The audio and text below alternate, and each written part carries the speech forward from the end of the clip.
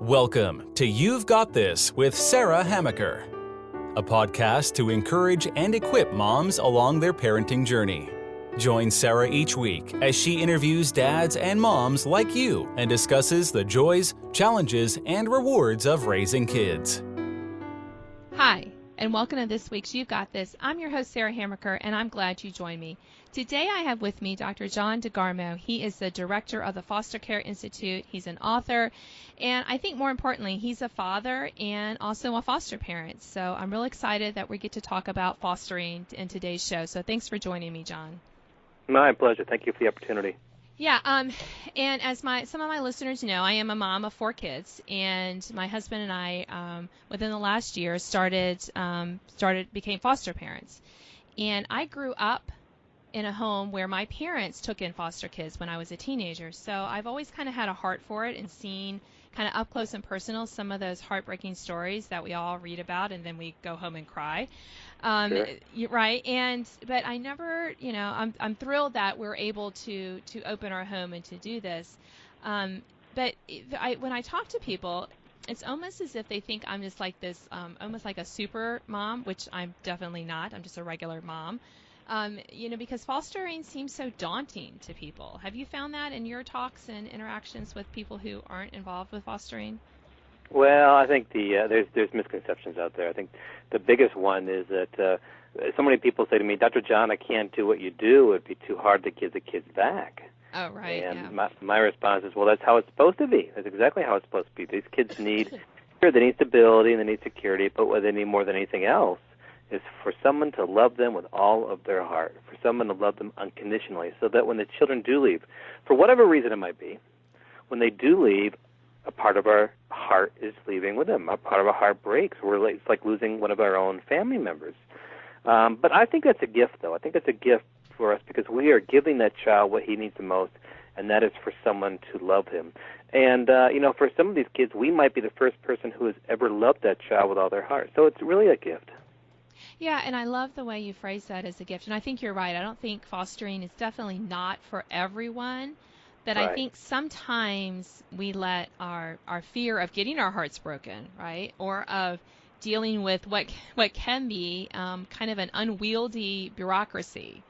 That our foster system is. And, having just recently gone through all the paperwork, all the all the people we have to let into our home and, kind of microscopically look at our life, I can see why people kind of aren't, lining up in droves to do this. But on the hand, like what you said, it's so rewarding, not because I feel like I'm getting something back, and I am, because, it's fun to have to love these children, but it's also, it's not easy.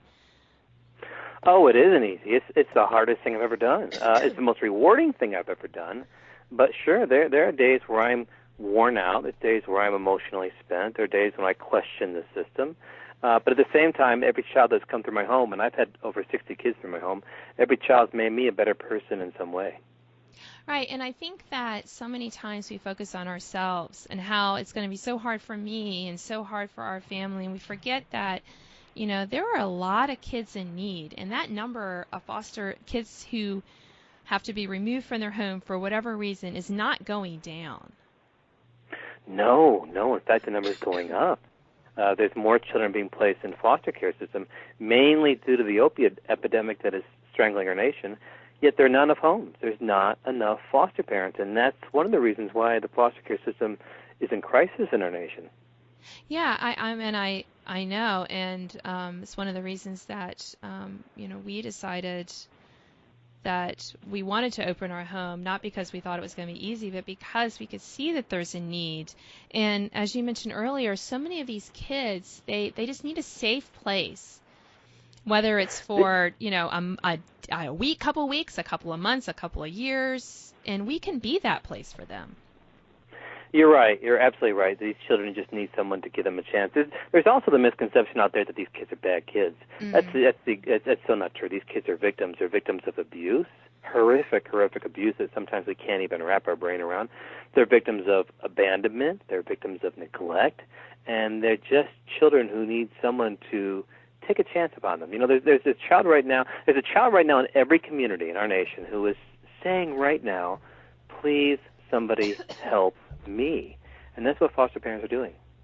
Right, and I love your what you mentioned, that these are not bad kids, and yeah, but they're kids that that have been through trauma, whether they've been abused or not. Being removed from the only home that you know and placed in a stranger's home, that's traumatic. Yes, that is traumatic as well. That's right. There's a misconception that the kids want to be in foster care, that once they're placed in foster care, it's all good. They don't want to be in my house. I'm a perfect stranger to these children. My rules are not their rules. My norm is not their norm. When they're removed from everything they've ever known and everybody they've ever known and placed into a strange home with strange people, myself and other foster parents, it's a frightening time. They have questions such as, why am I here? What did I do wrong? Will I ever see my parents again? Does Mommy not love me anymore? Who are these people I'm with? Yeah, it's a time of anxiety just being placed in a foster care home. Right, and I think that sometimes, we do have look where you were. You should be happy that you're in here, in this home where you're not getting screamed at, or at least you have a bed to sleep in, or, clean clothes to wear. And then I think we get surprised when the kids don't act grateful. Their behavior, because of the trauma they've experienced, can be quite challenging at times. And sometimes we don't. Our mindset our minds I don't think are in the right place to kind of start with to help them. You're right. And when these children are placed in my home, they have those questions, and as a result, they're going to do one of two things: they're either going to withdraw, or they're going to lash out. And I've had both over the past almost 2 decades. And you just have to give these children what they need. You need to give them time, patience, compassion, understanding, and that unconditional love I spoke about earlier. Yeah. Now you have children of your own. Is that right? Right. Yeah. I have 3 biological, and I have adopted 3 from foster care. Right. And so how do you, and I have four biological children as well, and how do you prepare your kids for being foster siblings? As a former foster sibling myself, I feel like I'm able to kind of guide my kids a little bit in understanding how they feel about a strange kid coming in here who's throwing temper tantrums and maybe breaking their things or disrupting the family at least. Well, that's a great question. For my kids, my oldest is 22, and we've been doing it for about 17 years. So it's pretty easy to see that for my own children, that's their norm. That's right. their normal lifestyle. And not every placement is the best placement for all of my kids. There are some times when some of the children who come to live with us drive my own kids crazy. That's how it is with all siblings. But we sit down with our own children and say, this is the situation. Here's a part of the child's story. This is why the child might come to live with us. How do you feel about it? Do you have any concerns? And we ask them to be honest with them, because we can't do it without our own kids. My wife and I would not have been able to do it. We've had as many as 11 kids in our own house at the same time. So if we weren't able to depend upon our own kids to help out with some things, we would have drowned in children a long time ago. Yeah. We depend upon our kids, but at the same time, we also have to make sure that we spend time with our own children, some one-on-one, as we call it, special time. Take them out to the movies, or ice cream, or a walk in the park, or driving to get go do a little shopping, just one-on-one, about once a month. Right, yeah, and I encourage that for whether you have foster kids in your home or not. That one-on-one time, one child, one parent, is so important to strengthening that child-parent bond, and I think even more so when you are adding other children to your mix. So yeah, that's always an important thing, and it is important, I think, to talk with our children and to check in with them, and to not expect behavior from them that we wouldn't expect from ourselves sometimes. Just to be attuned to how they're reacting to a child in the home. I think is important as well. But it does. I think I can already see we have a 3.5-year-old with us right now, who has some definitely some behavioral challenges for that age. And I was noticing my kids. My youngest is 11, and so it's been a long time since he's been around kind of a toddler kid, and it's kind of funny to see him kind of trying to figure out, wow, oh right, yeah, this is different, and the patience he has to have, and our other kids as well. So I think it can definitely be a good learning experience for our children. Sure, and I hope that now my kids may never become foster parents later on in life, but it is our hope that they've learned the importance of helping others, of serving others, of putting others first. And so I really expect my own children to live that kind of lifestyle, to live a life of service. And I see it. I see that they are much more compassionate about others. I see they are quick to stand up for kids who are being bullied in school. They have a much more compassionate heart for others their age. And they're quick to share with others as well. And I think much of that has come from having these children come live in their home and having them part of their family. Right, and I think too that so often, we're getting kids who maybe come from different ethnic backgrounds than us, different socioeconomic backgrounds than perhaps we are, and and just the reminder that these kids were living in our vicinity, and that they're just that kind of exposure to all kinds of families and homes, I think can be just helpful to kids to not feel, that, hey, I'm better than everyone else, that we all tend to kind of fall into sometimes with our things. So yes, definitely, I think it helps us to develop that heart to serve. But you mentioned earlier that, obviously not everyone can be foster parents. What are some things that you think people who maybe for whatever circumstance, it's not a good time for them to welcome children in their homes, what are other things that they could do to kind of support the system, support these kids? That's such a great question. I firmly believe that not everybody can be a foster parent, but everybody can help in some way. In fact, I believe the next great mission field for people of faith and faith-based organizations is the foster care system. We don't have to, with over 500,000 kids in foster care today and not enough parents, we don't have to go out to Honduras or Nicaragua or Mexico. And I've done all those things. I've done those things as mission trips, and I really enjoyed those. But we don't have to go far for a mission field, because there's a mission field in every community in our nation. So people can they can serve as mentors or tutors for these children. They can supply school supplies. They can provide backpacks filled with hygiene items and stuffed animals, or those First United placements. They can donate clothing and shoes to a foster care clothing closet. They can adopt, if you will, a child during the holiday season, Christmas time, and purchase gifts, presents for the children in foster care in their area. Those are just a few of the things that people can do to help out.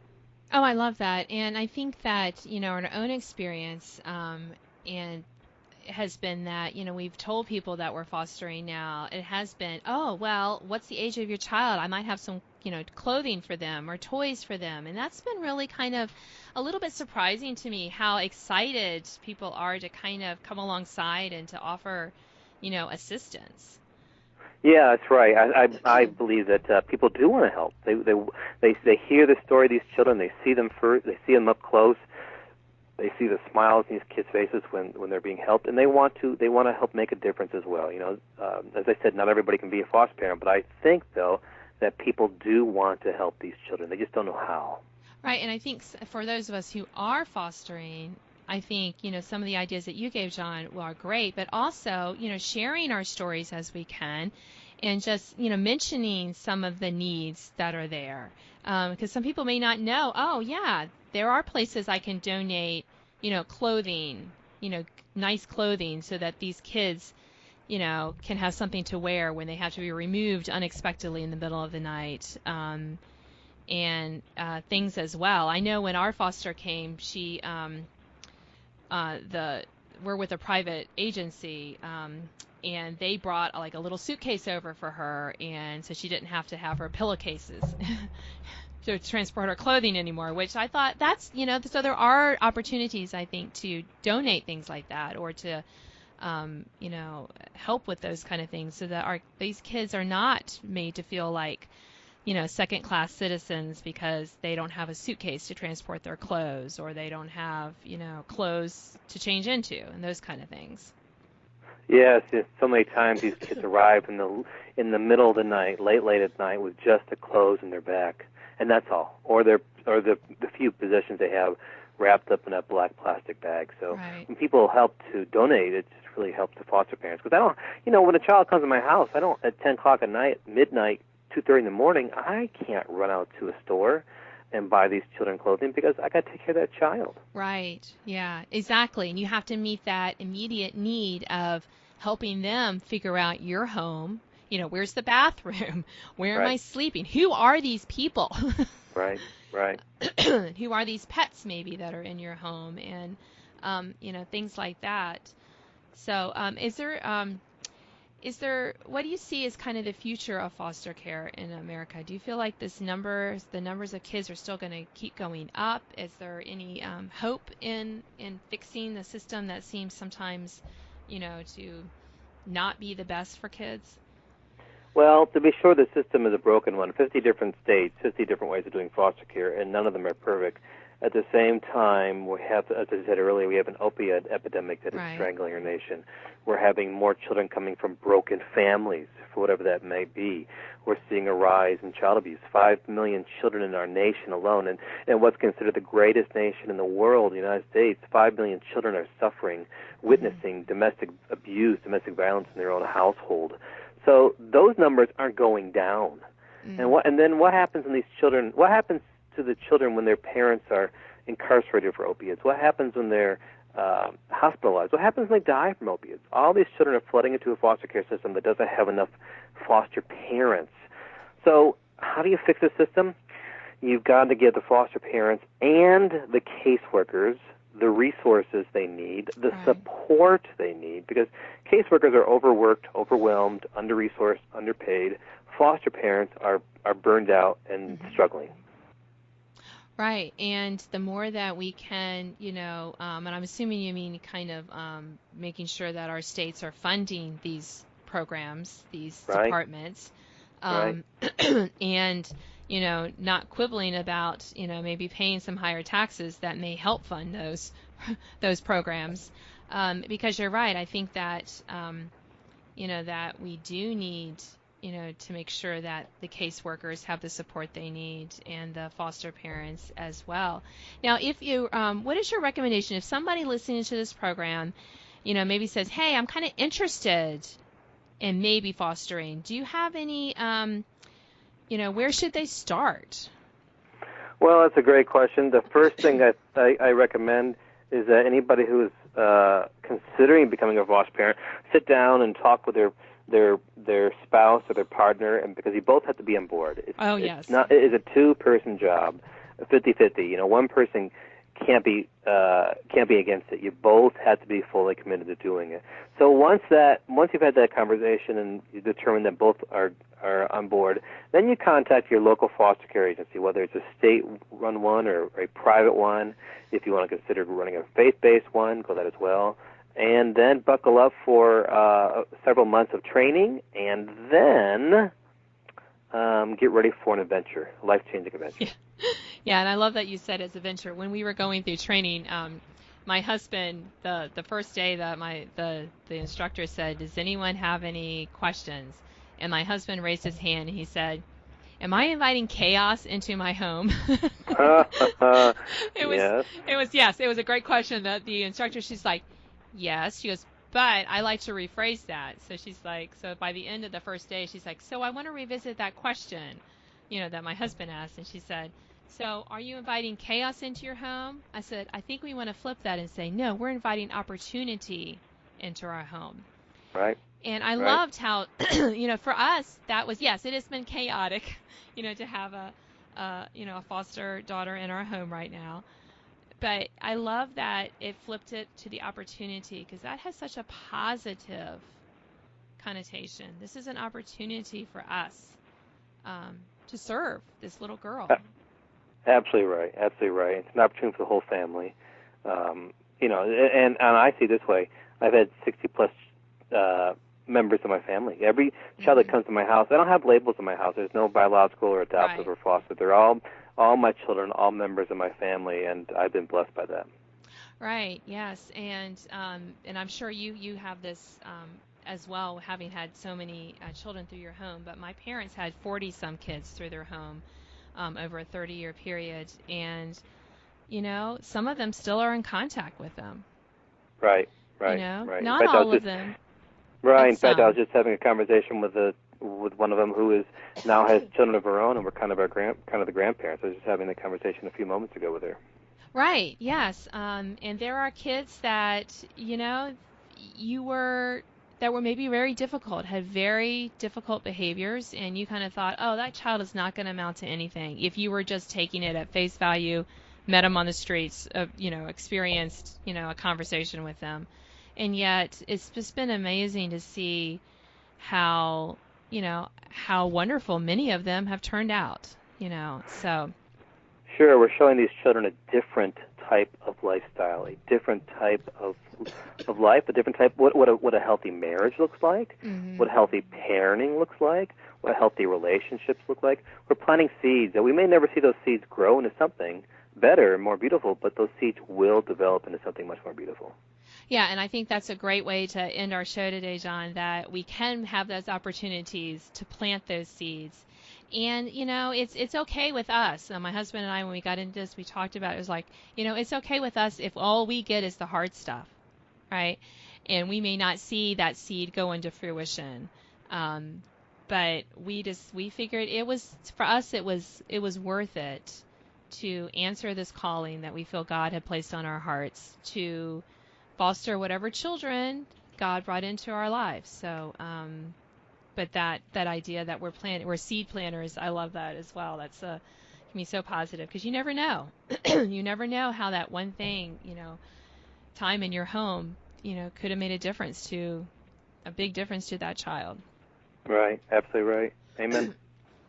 Okay, so you've been listening to You've Got This. I'm your host, Sarah Hamrico, and I've been talking to Dr. John DeGarmo. He is an author, a director of the Foster Care Institute, and he has a wonderful TED Talk on fostering on his website, which you can find the link in the bio with this podcast. And if you're thinking of fostering, we both can't encourage you enough to check it out. There's low-key ways to have informational meetings where you're not signing up, you're just getting information, so we encourage you to check those out in your state and think about it.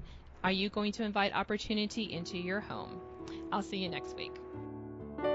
Thanks for listening to this week's podcast of You've Got This with Sarah Hammaker. Sign up to receive notification of new podcasts and listen to previous editions at sarahhammaker.com. Until next time, remember, parenting might be hard sometimes, but don't worry, you've got this.